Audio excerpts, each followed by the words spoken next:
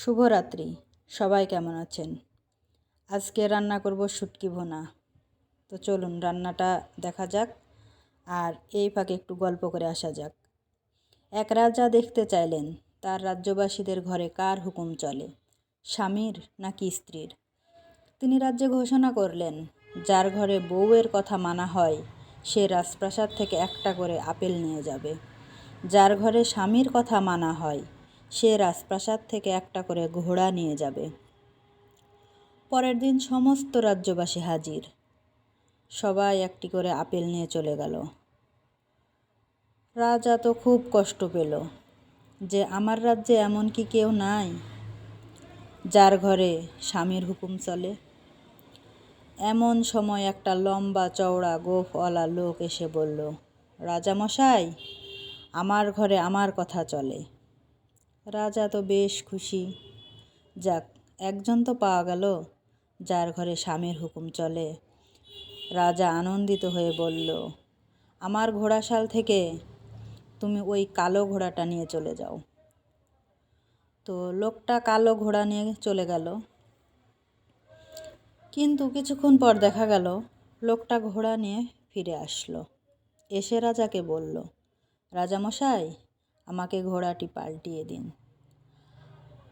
রাজা তো আবার রেগে গেল, কেন, কি হয়েছে ঘোড়ার? তো লোকটি বলল, আমার বউ বলল যে কালো রং অশুভ, সাদা শান্তির প্রতীক, তাই সাদা ঘোড়াটি আমাকে দিন। রাজা আবারও রেগে গেলেন, বললেন, ঘোড়া রেখে তুমি আপেল নিয়ে বিদায় হও।